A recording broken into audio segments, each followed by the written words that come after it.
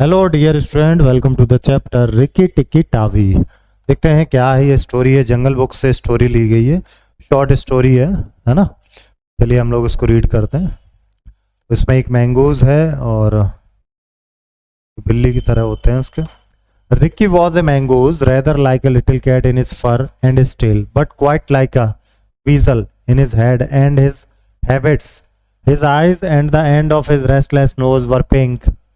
He could scratch himself anywhere he pleased, with any leg, front or back that he chose to use. He could flop up his tail till it looked like a bottle brush, and his war cry as he scuttled through the long grass was Ricky Ticky, टिक टिकी टिकी teach. ये हरी हरी घास है जो long grass है उसकी तरह है, और ये बिल्ली के जैसा भी है और ये वीजल की तरह भी दिखता है। ये फ्रंट से बैक से कैसे भी अपनी टांग घुमा सकता है, अपनी पूरी बैक को जो है वहां पहुंच सकता है। One day, high summer flood washed him out of the burrow where he lived with his father and mother and carried him, kicking and clucking, down a roadside ditch. He found a little wisp of grass floating there and clung to it till he lost his senses. When he reviewed, he was lying in the hot sun of the middle of a garden path, very draggled indeed, and a small boy was saying, "Here is a dead mangoose, let's have a funeral." तो एक बार क्या होता, एक बार जो है बहुत ज़्यादा summer में फ्लड आती है तो ये बह के चला जाता है, और बहने के बाद ये अपने आप को पाता है कहाँ पर, एक गार्डन पाथ पर, जहाँ एक बच्चा कह रहा है कि ये तो मर गया है मैंगूस, चलो इसका अंतिम संस्कार कर लें, फ्यूनरल करना। नो सेड इज मदर, उसकी मैंने कहा, let's take him in and dry him, बोले इसको ले चलो और इसको थोड़ा सुखाते हैं, perhaps he is not really dead. They took him into the house and a big man picked him up between his finger and thumb and said he was not dead but half choked. Dead नहीं है लेकिन half choked है। So they wrapped him in cotton wool and warmed him and he opened his eyes and sneezed. तो उसने आंखें खोली और छींका। Now said the big man, don't frighten him and we will see what he will do. It is the hardest thing in the world to frighten a mongoose because he is eaten up from nose to tail with curiosity. तो knows से लेकर tell तक खा सकते हैं ना। The motto of all the mangoose families run and find out. And Ricky Tikki was a true mangoose. तो ये रिकी टिकी जो था वो एक true mangoose था। He looked at the cotton wool, decided that it was not good to eat, ran all around the table, sat up and put his fur in order, scratched himself and jumped on the small boy's shoulder. Don't be frightened, Teddy, said his father. ने कहा डरो नहीं teddy, that is his way of making friends. Ouch, he's tickling under my chin, said Teddy. Ricky Ticky looked down between the boy's collar and neck, snuffed at his ear, and climbed down to the floor, where he sat rubbing his nose.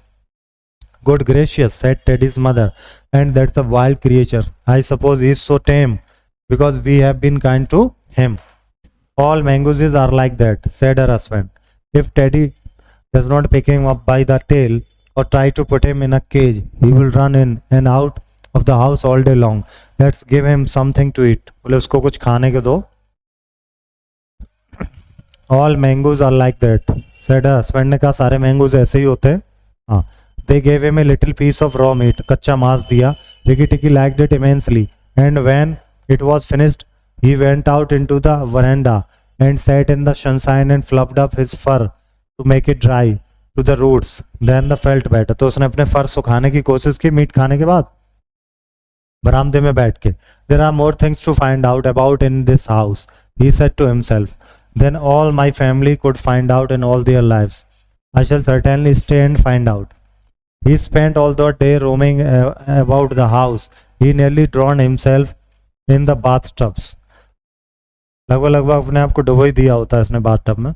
Put his nose into the ink on the writing table and burned it on the end of the big man's cigar. For he climbed up in the big man's lap to see how writing was done. At nightfall, he ran into Teddy's nursery to watch how kerosene lamps were lighted, and when Teddy went to bed, Ricky Ticky climbed up too. But he was a restless companion because he had to get up and attend to every noise all through the night and find out what made it. Teddy's mother and father came in the last thing to look at their boy and Ricky Tikki was awake on the pillow. तो ये बच्चे के साथ कहाँ late गया, जाके pillow पर late गया रात में सोने के लिए. रेस्टलेस है, आवाजें सुनता रहता रात भर रिकी टिकी. I don't like that, said Teddy's mother. He may bite the child, बच्चे को काट सकता है. He will do no such thing, said the father. Teddy safer with that little beast than if he had a bloodhound to watch him. If a snake came into the nursery now. But Teddy's mother would not think of anything so awful. Early in the morning, Ricky Tikki came early to breakfast in the veranda, riding Teddy's shoulder. And they gave him banana and some boiled egg. तो banana दिया गया उसको और some boiled egg उसको दिए गए. He sat on all their laps one after the other. सबकी गोद में वो कूदता रहा. Because every well brought up mangoes always hopes to be a house mangoes someday and have rooms to run about in. And Ricky Tikki's mother, Ricky Tikki mother तो general house में रहती है. Had carefully told Ricky what to do if ever came across white man, है ना, अगर आप white man की तरफ पहुंच जाए तो. Then Ricky Tikki went out in the garden to see what was to be seen. It was a large garden, only half cultivated, with bushes as big as summer houses of Marshall Neil roses, lime and orange trees, clumps of bamboos and thickest of high grass. Ricky Tikki licked his. Garden में गया, उसने bamboo देखे, high grass देखे, अपने lips वहां पे visit किए. This is a splendid hunting ground, he said, and his tail grew bottle brushy at the thought of it, and he scuttled up and down the garden, snuffing here and there, till he heard very sorrowful voices in a thorn bush. It was Darji, the tailor bird, and his wife. They had made a beautiful nest by pulling two big leaves together and stitching them up the edges with fibers, and had filled the hollow with cotton and downy fluff. The nest swayed to and fro as they sat on the rim and cried. What is the matter? asked Ricky Tikki. तो चिड़िया थी दारजी, वो घोंसला बना रही थी, और घोंसला बना रही थी, लेकिन वो क्या थी, वो लेकिन रो रही थी. तो रिकी टिकी ने पूछा क्या बात है. We are very miserable, said Darzee. One of our babies fell out of the nest yesterday and Nag ate him. हमारा एक बच्चा जो है उससे गिर गया था नेस्ट से, उसको सांप ने खा लिया. That is very sad, but I am stranger here. Who is Nag? Said Rikki Tikki. Darzee and his wife only cowered down in the nest without answering, for from the thick grass at the foot of the bush there came a low hiss. It was a horrid cold sound that made Ricky Tikki jump back to clear feet. 2 कदम पीछे वो कूद के पहुंच गया जैसे उसने हिश सुना. Then inch by inch out of the grass rose up the head and spreaded hood of Nag, the big black cobra. He was 5 feet long from tongue to tail. 5 foot लंबा कोबरा वहां से निकलता घास में. When he had lifted 1/3 of himself clear to the garden, he stood balancing to and fro exactly as a dandelion tuft balances in the wind, and he looked at Ricky Tikki with the wicked snake's eye that never changed their expression, whatever the snake may be thinking of. Who is Nag? said. उसने पूछा कौन है नाग? I am Nag. वो कहता I am Nag, the great god Brahma put his mark upon all our people when the first cobra spread his hood to keep the son of Brahma as he slept. Look and be afraid. बोले मुझसे डरो, अब डरते मुझसे वैसे तुम भी डरो. He spread out his hood more than ever, and Ricky Tikki saw the spectacle mark on the back of it that looked exactly like the eye, a part of hook and eye fastening. He was afraid for the minute, but it is impossible for a mongoose to stay frightened for any length of time, and though Ricky Tikki had never met a live cobra before, his mother had fed him on dead ones, and he knew that all a grow mango's business in life was to fight and eat snake. तो जो mangroves होते हैं उनकी life में तो होता ही है, उन्हें फाइट करना होता है, स्नेक से क्या करना होता है, लड़ना होता है. तो ये नई बात तो है नहीं उसके लिए, तो वो भी फाइट कर रहा है, मैंगोस से लड़ रहा है ना. नाग knew that too, and the bottom of his cold heart he was afraid. लेकिन वो भी डरा हुआ था, जो नाग था वो भी डर रहा था इस बात से. Well, said Ricky Tikki, and his tail began to flop up again. Marks or no marks, do you think it is right for you to eat fledglings out of a nest? Mark हो या ना हो, तुम्हारे निशान हो ना हो, तो क्या सही है कि तुम उसको खाओगे बच्चे को? Nag was thinking to himself and watching the little movement in the grass behind Rikki Tikki. He knew that mangoes in the garden meant death sooner or later for him and his family. But he wanted to get Rikki Tikki off his guard. So he dropped his head a little and put it on one side. Let us talk, he said. You eat eggs. Why should I not eat birds? Behind you, look behind you, sang Darji. Rikki Tikki knew better than to waste time staring. He jumped up in the air as high as he could go, and just under him whizzed by the head of Nagina, Nag's wicked wife. She had crept up behind him as he was talking to finish him, and he heard her savage hiss as the stroke missed. तो उसके पीछे उसकी नाग की पत्नी आ गई नगीना. वो समझ गया कि मेरे पीछे कोई तो कूद के उस पर ही जाके गिरता है. He came down almost across her back, and if he had been an old mongoose, he would have known that then was the time to break her back with one bite. But he was afraid of the terrible lashing and the return stroke of the cobra. He bit indeed, but did not bite long enough, and he jumped clear of the whisking tail, leaving Nagina torn and angry. Wicked Darji, said Nag, lashing up as high as he could reach toward the nest in the thorn bush. But Darji had built it out of reach of snake, and it only strove to end. तो दारजी ने वो बहुत ऊंचा बनाया था जिससे कि सांप वहां तक ना पहुंचे घोंसले तक. Rikki Tikki felt his eyes growing red and hot.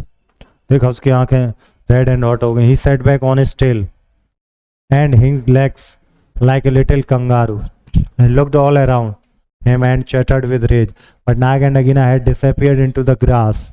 When a snake misses its stalk, it never says anything or gives any sign of what it means to do. Next, Rikki Tikki did not care to follow them, for he did not feel sure that he could manage two snakes at once. So he trotted off to the gravel path near the house and sat down to think. It was a serious matter for him. सोच रहा है ये तो बहुत serious matter है भाई, दो सांप को एक साथ कैसे वो फेस करेगा. आते हैं इसके एक्सरसाइज के क्वेश्चन आंसर पर हम लोग. How do you describe the character Rikki Tikki. इसका कैरेक्टर आपको बताना क्या क्या क्वालिटीज हैं. सिंपल फ्यूचर टेंस है, सब्जेक्ट के साथ शैल विल लगता है, मेन वर्ब की फर्स्ट फॉर्म प्लस ऑब्जेक्ट होता है. जैसे यहाँ पर देख लीजिए, he will go on a holiday scene, this NGO will build, तो विल और शैल के यूज. और यहाँ पर देखिए विल भी शैल भी का भी यूज कर सकते हैं हम लोग. अब हमें ये बनाना है, इस एक्सरसाइज को करना है, यूज करना है हमें इसमें सिंपल फ्यूचर टेंस. ओके चलिए करते हैं. दिया एंड रणवीर, यहाँ पर लिखेंगे विल, और ये विल प्रेजेंट आप नोट करेंगे ये यहाँ पर. ठीक है, फिल इन द ब्लैंक्स. यहाँ पर विल आ जाएगा, will you please help me, यहाँ पर हेल्प आएगा. ठीक है, व्हाट विल यू डू, उधर विल वेकअप, यहाँ पर विल लगा दो. माय सिस्टर विल लगा दो, विल टीच. ठीक है, ये फिल कर दो. अब है नेक्स्ट फ्यूचर परफेक्ट. यहाँ पर क्या होता है, विल हैव शैल हैव आता है प्लस पास्ट पार्टिसिपल आ जाता है. ठीक है, जैसे एग्जांपल भी देख लें. The train will not have left before we reach the station. इसमें बिफोर आफ्टर करके आप बना लेंगे. अब यहाँ पर कुछ वर्ड्स दिए गए हैं जो कि नाउन की तरह वर्ब की तरह यूज होते हैं. जैसे स्क्रैच, ये नाउन भी है, जैसे स्क्रैच पड़ जाता है ना, और स्क्रैच कोई कर रहा है तो वो. फ्लफ, ये भी नाउन है. फाइबर्स होते जैसे वूल है, कॉटन है ना, उसको फ्लफ बोल सकते हैं. और कुछ ऐसा है जो एकदम बड़ा हो रहा है, वो उसे भी फ्लफ बोल सकते हैं. ऑर्डर भी नाउन है, अरेंजमेंट किसी चीज का, या कोई किसी को ऑर्डर दे रहा है तो ये वर्ब है. ठीक है, अब यहाँ पर हमें फिल इन द ब्लैंक्स में भरना है करेक्ट वर्ड्स, ऊपर से वर्ड लेकर के यहाँ पर भरना है. ठीक है,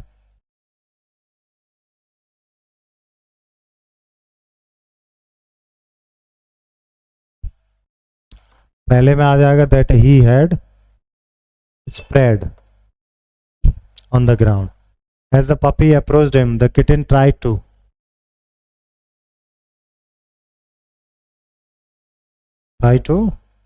scratch. यहाँ पे क्या भरेंगे, scratch up his fur to look bigger. Cats use their sharp claws to their enemies to scratch their enemies लिख सकते हैं।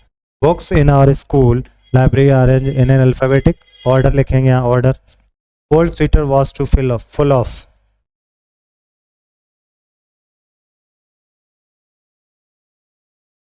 स्क्रैच, यहाँ पर लिख देंगे स्क्रैच। क्वेश्चन आंसर चैप्टर के हैं।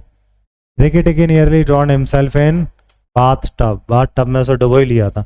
Nagina was the Nag's wicked wife. Rikki Tikki could fluff off his tail till it look bottle brush. ये क्वेश्चन आंसर है चैप्टर के, करेंगे आप। फिल द ब्लैंक्स भी चैप्टर से ही है, आप इसको कर लेंगे। ये स्टोरी की लाइन, इनके आंसर आपको करना।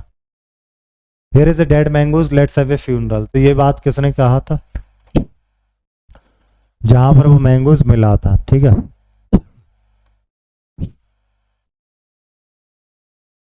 किसने कहा? ये आंसर करना है आपको, ठीक है। One of four babies fell out the next yesterday ना गेट हिम। किसने कही थी ये लाइन? दारजी ने कही थी। नाग कौन है उसके बारे में बताना। मार्क्स नो मार्क्स, बोले कोबरा के ऊपर तो मार्क्स होते, मार्क्स हो ना हो मुझे कोई फर्क नहीं पड़ता। मैंगूज ने कहा है। ओके, मिलेंगे अब नेक्स्ट चैप्टर में। Thank you.